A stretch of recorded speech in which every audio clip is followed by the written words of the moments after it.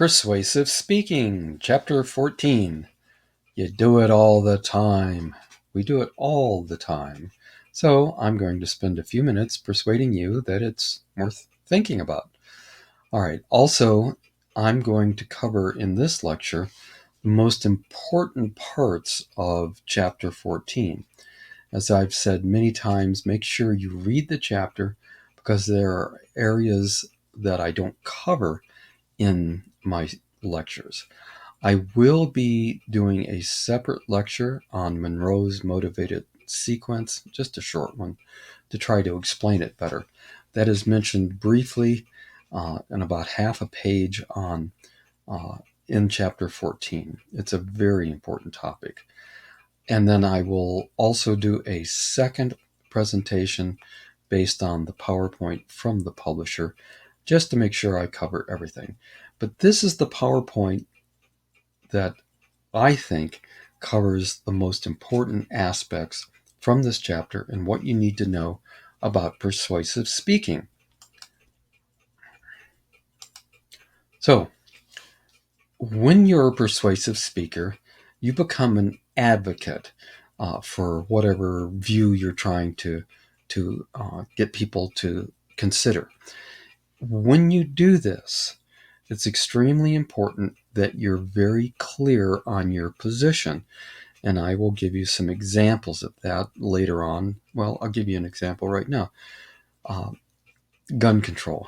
Today, I'm going to convince you in this speech that we need tighter gun control in this country. All right. I just did the Churchill thing. I told you what I'm going to tell you about, but I very specifically told you what my position is. In this particular case, tighter gun control. Maybe I would start the speech with, today I'm going to talk about gun control in this country and why we do not want to regulate personal possession of guns any more than we already have done. All right, so two different approaches, but once again, I'm making my position very, very clear. When you prepare your speeches, you need to do this in the introduction. You need to make sure that you're very, very clear about what you're trying to convince your audience of before you go any further.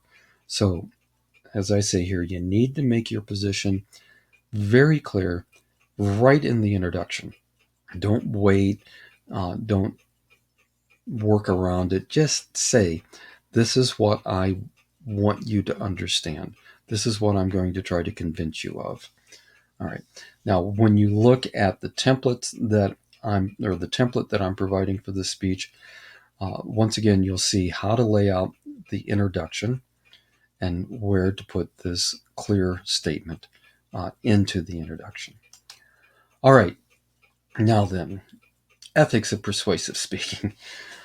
All right, we've been going through one of the most contentious political years I can possibly remember, and I can remember a lot of them. I'm so old. There he goes again. I'm so old.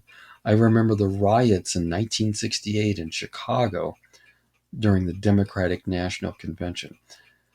But nothing lingered quite the way it has with this particular political year.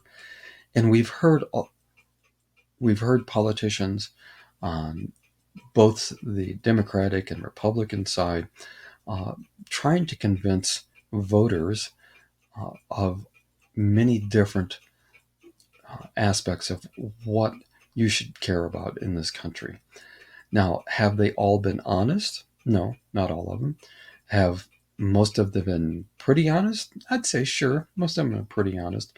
But where does ethics come in?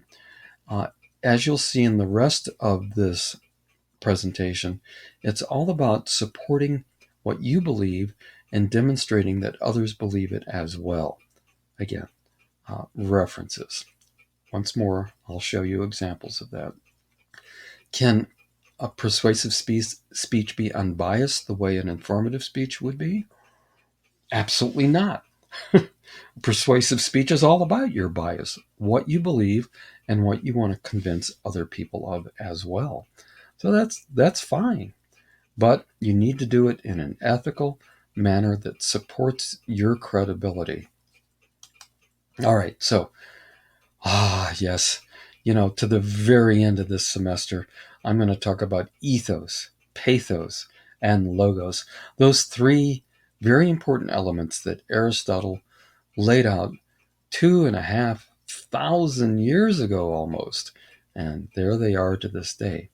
Now, in the informative speech, I suggested that logos was probably the first and most important element in an informative speech. That structure, reasoning, you're giving information and you want to do it in a good, structured, logical manner.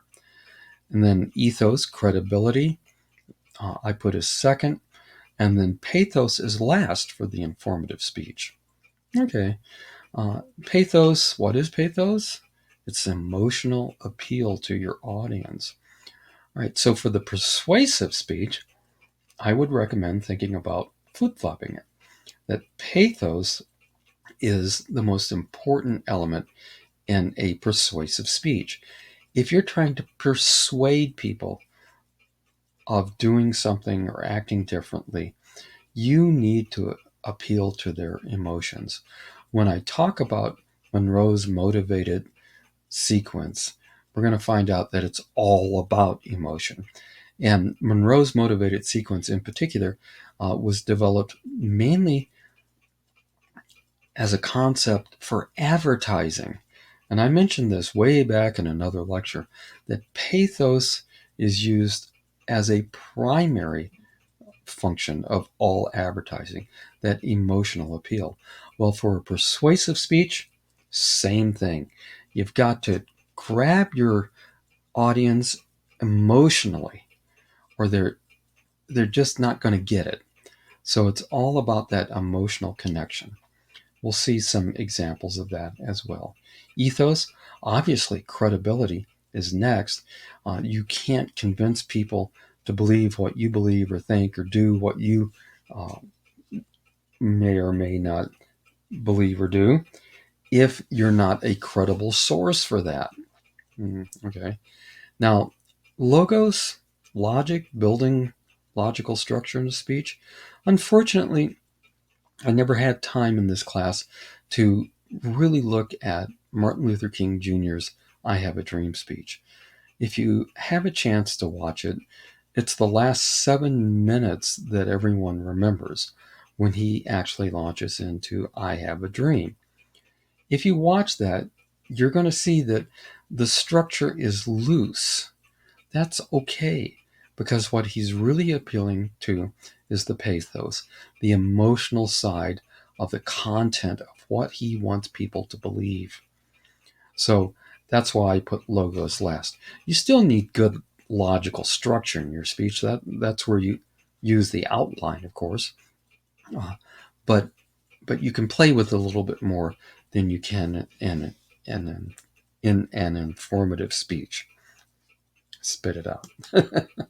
All right. So you got to connect with the audience. That's what emotion is all about. And you've got to have that credibility. Otherwise, people are not going to buy into what you're talking about. All right. So how do you do that? Well, of course, just like the informative speech, you can use facts and statistics in a persuasive speech. Absolutely. That doesn't mean that you can't connect emotionally with your audience, but there's nothing like facts and statistics to back up what you're trying to convince your audience about. What about the emotional examples? Storytelling. Absolutely. Storytelling is a very powerful way. These are very short speeches, so you can't use long stories, but you can still use uh, uh, examples, short little snippets, if you like, that drive home to the heart of what you're trying to convince people of. All right, so you're explaining why your way of thinking or doing something will make your listeners have a better life. Now, that's a pretty broad, big thing, but maybe, buying the right makeup, well, it makes you feel better, all right? Okay. Eating healthy food, it makes you feel better. Okay, I could go on and on and on. So you've got to have that credibility in that connection emotionally. And I have it right here. Here's some credibility building, and here's pathos, the emotional building. All right, so what exactly are you trying to do in a persuasive speech? Well, there's three things. Really, in fact, I'm going to say there's only three things. One, two. Oh, wait a minute. Where's the third one? Ding dong. Okay, three things. You're trying to change the way people do things. That's an action. You're trying to change the way people believe something. All right. And then finally, you're trying to change the way people value something. Action, belief, or value. These are the three types of, I don't want to be redundant here with the word action. These are the three things you're trying to accomplish. Not all three of them, especially in a short speech. You pick one. You want people to action. You want people to recycle. Believe something. You want people to believe the earth is flat. Really? Value. Eating healthy will make you feel better. Okay, that's a value. Just pick one of those and focus in on one of these actions, beliefs, or values. Don't try to get them all into a short speech. All right, so persuasive speech must, I'm going to read this and I'll elaborate. Tell us what the problem is. Okay, many of us neglect our health. And as a result, we develop everything from diabetes to heart issues and many, many other health issues that are prevalent in our society. Okay, I just defined a problem, didn't I? All right. And I think you can imagine if I say something like that, then I'm going to say, this needs to change. Okay. So I'm defining a problem. Organ donation. Oh, this is a good one. And I'm sure some of you will pick organ donation. In this country, every year, thousands of people die because they're not able to receive a donor kidney. We need to change that. And how are we going to change that? We're going to change that by signing your donor cards when you get your driver's license. Okay, so speaker needs to clearly state why the change must occur. Okay, I just said people are dying. We've got to change it. Okay, what's an acceptable solution? Okay, with the organ donor situation, sign the organ donation on your card. Make it possible that if something happens to you, someone else might live. Oh, lots of persuasion going on here. Okay, so I did all three of these things in that simple example. I defined the problem. People are dying. Okay, we need to change that by taking some kind of, in this case, an action, right? Okay, what is that action?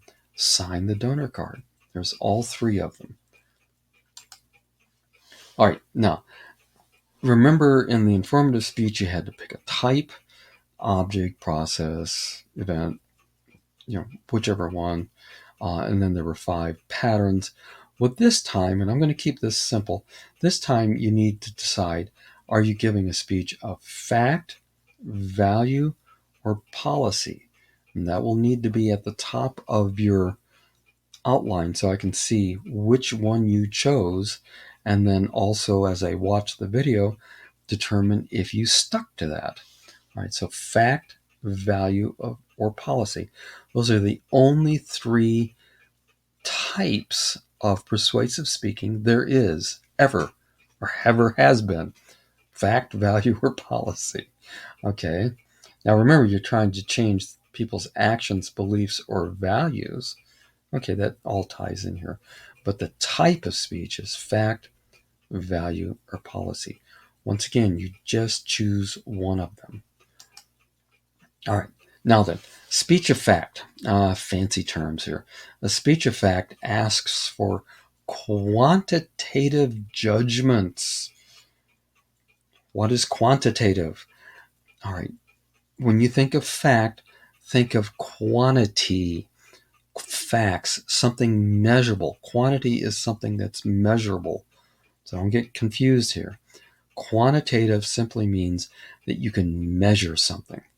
All right, so in a speech of fact, you're trying to convince people to believe something, to do something, to value something based on very factual information. I hope this is making sense. All right. In other words, is something true or false? Today, I'm going to talk about climate change, and I'm going to show you that without a doubt, in the last 150 years, humans have increased the amount of carbon dioxide in the atmosphere. And then I'm going to tell you what actions we need to take to change this. Another example.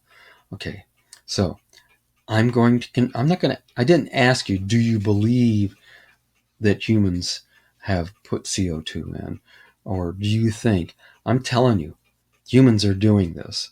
And now I'm going to convince you, in this particular case, using quantitative examples, that it is actually happening.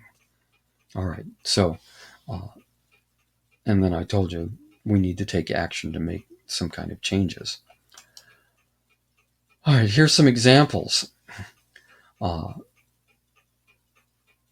going to convince everyone that world oil production has peaked. Okay. I want to talk about the real causes of autism. I want to convince you what really causes autism. Texting while driving kills. Okay. Humans are, I got ahead of myself as usual. Humans are causing climate change. Okay. And then, here, another climate example. Arctic sea ice is melting. Okay. So today I'm going to talk about the Arctic and the Antarctic. I'll throw them both in, the two ends of the Earth, and the fact that the ice is accelerating in its melting. And I'm going to convince all of you that this is absolutely true.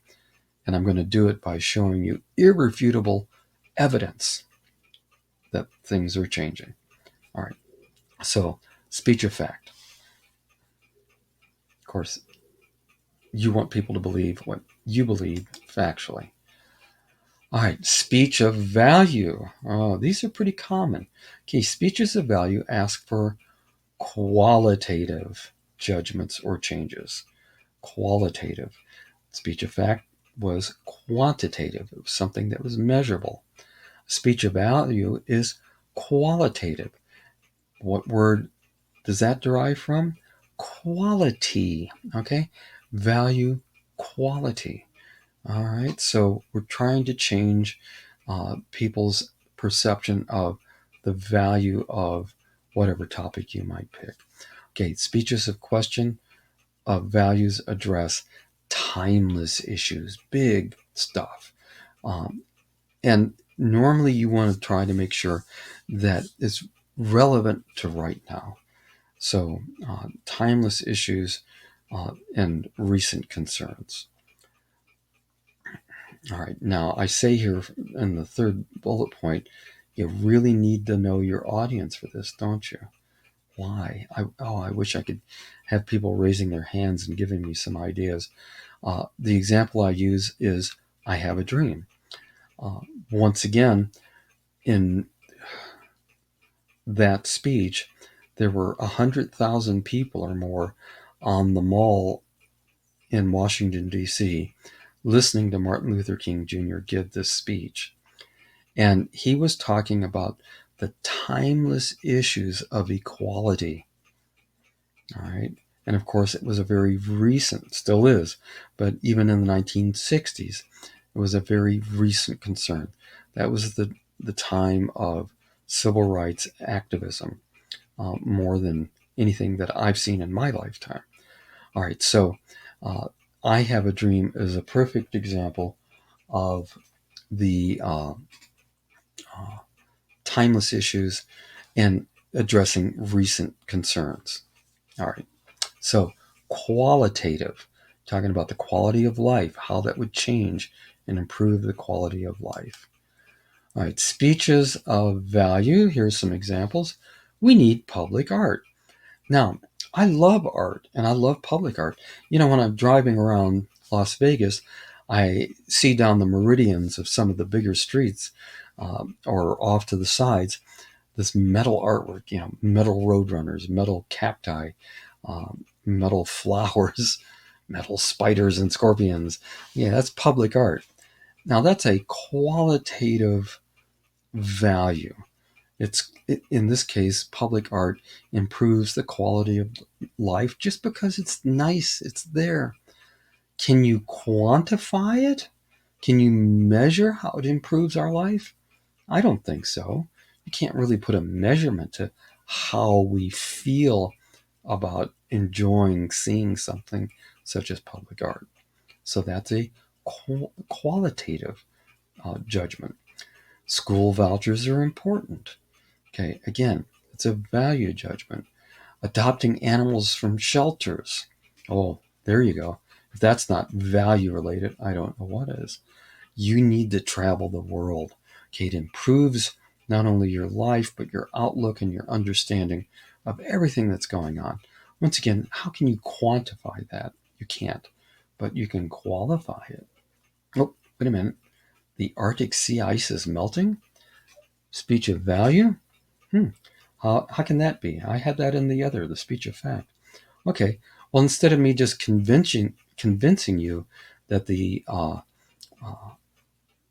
ice is melting, now I'm going to convince you that there's a value to stopping the melting.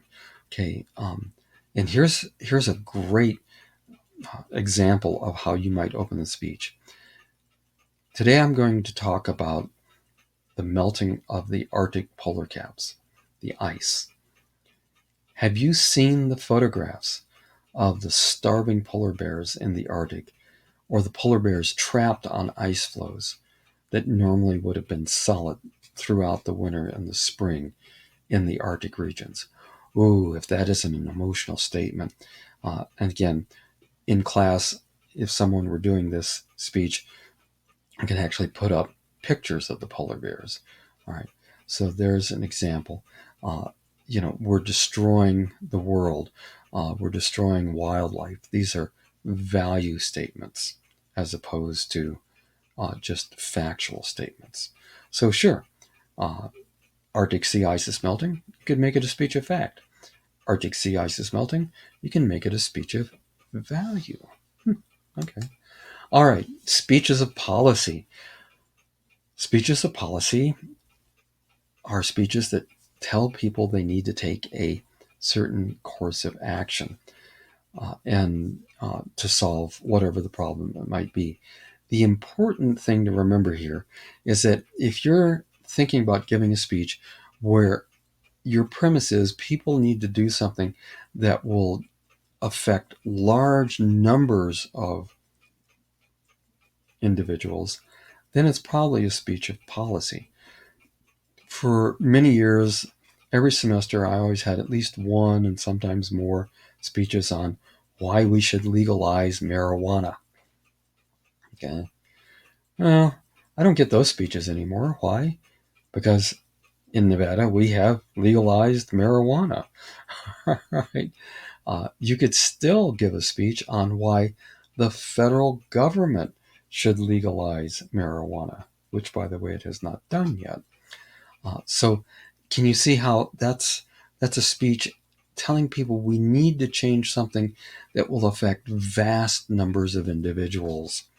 Okay, those are just examples. I gave the example of gun control earlier. That would be a speech of policy because it would affect many, many people. All right, so you have the speech of fact, where you're trying to convince your audience of something that is true. Speeches of value, you're trying to convince your audience of issues that affect their lives emotionally and their well-being. And then speeches of policy, where you're talking about convincing people to take a corporate action, if you want, go out and vote, uh, where it affects large numbers of people. All right. If you get confused, just go back and look at these slides again. It's really pretty straightforward. I know it can be a little confusing listening to it, but it's pretty straightforward stuff. All right, so here's some examples of speeches of policy. Allowing controversial speakers on college and university campuses. Okay. There was some examples some time ago of where the University of California, I believe it was not allowing what they considered certain inflammatory speakers on campus. And they said it was a safety issue. The opponents to that said no, they were violating the First Amendment, the right to free speech. All right. So, speech of policy. Instituting year-round K-12 school. Well, that would affect a lot of people, wouldn't it? By the way, it's a terrible idea.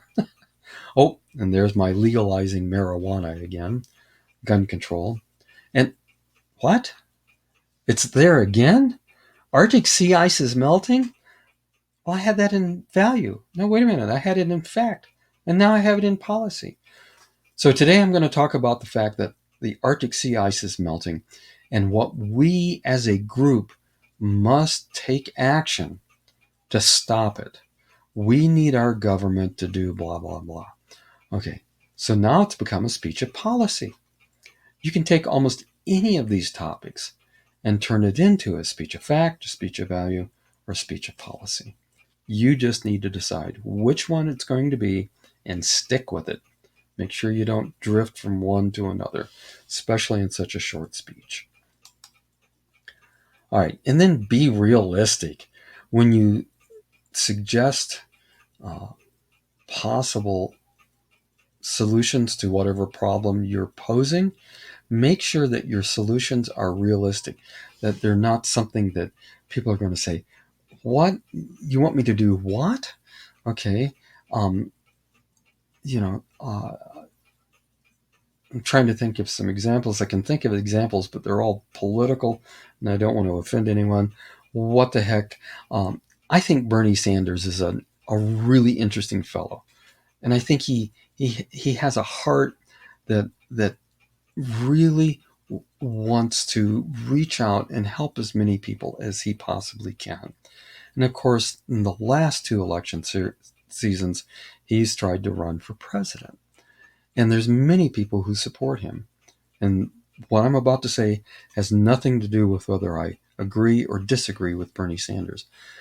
But Bernie Sanders, in an interview that I watched some time ago, was being questioned about his desire to make university education free, flat out for everyone. Personally, I think that's a great idea. I'd love it. But is there a realistic solution? The person interviewing Bernie pointed out that to do this, we would have to increase taxes to a rate unprecedented in this country. Do you think most Americans will agree with that? I'm going to say probably not. In America in particular, we don't like to be taxed any more than necessary.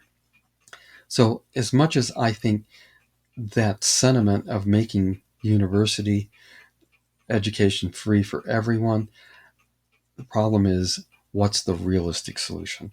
If you're going to persuade someone of something, especially in a simple little speech like this, make sure that you offer a very simple solution to whatever you're proposing. All right. Oh, and that's that's my last slide on this one. Oh, wait a minute. Am I getting ahead of myself? Okay, realistic solution. Okay, here we go. All right, and this is the crux, the most important part of a persuasive speech. Listen carefully to me now. Tell people what you want them to do. This is the call to action. You're in the conclusion. And I don't care what the book says, I still think the conclusion is the most important part of the speech, and especially in a persuasive speech, because now you're going to tell people what to do. So today I've talked about organ donation. I'm telling you, you must go out and sign a donor card today. All right. A call to action must have some immediacy. If you just say, I think it would really be nice if sometime when you get around to it, you sign a donor card. That's not a call to action, isn't it? You need bugles blaring and flags waving. Tell people what to do. So get out there and sign that donor card. Today I talked about Arctic sea ice melting and how it's being driven by human environmental change. I want you to sit down at your computer today and send your congressmen and your senators an email saying why we must enact stronger environmental controls in this country. Okay, I'm telling you, do it today. Don't wait. All right, next time you finish that bottle of water in the plastic bottle, go directly to a recycling bin and dispose of it properly. These are all call to actions that have immediacy to them.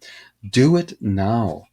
Now, of course, some topics, for example, adopting a dog from a shelter rather than buying one. So today I've talked about the value of adopting a dog from a shelter rather than buying it from a pet store that may be dealing with puppy mills. When you are ready for that next dog, for that pet, your four-pawed friend, remember, go to the shelter to find that friend. Don't go to a pet store. Okay, so I can't have the immediacy that I could with the donor card, for example. But again, it's still a very strong statement. When you're ready, do this. Don't think about it. Don't prevaricate. Don't waffle around. Just do it. All right. Okay, that's the call to action. And when I watch these persuasive speeches, to me, that is the most important part of the speech. If you get to the end of the speech and you don't have a call to action, or it's buried in the conclusion somehow, then the whole speech is going to fail. It's going to fall flat. You have to have a strong call to action. Well, these were the main points that I want to cover for chapter 14. As I said, I'm going to do a separate short presentation about Monroe's motivated sequence, and I'll come back and go over the slides from the publisher's PowerPoint as well, just to cover some other ground. But this is the heart of persuasive speaking. And to keep these speeches simple and to the point, please make sure you review this PowerPoint. It's in the files in Canvas, and use the template that I'm providing you to outline your speech. I think that template will help make you go faster than anything else you can do. So there you go. I hope I've persuaded you that you can persuade others, and we will get rolling on this project as well. Thank you, as always, for your time.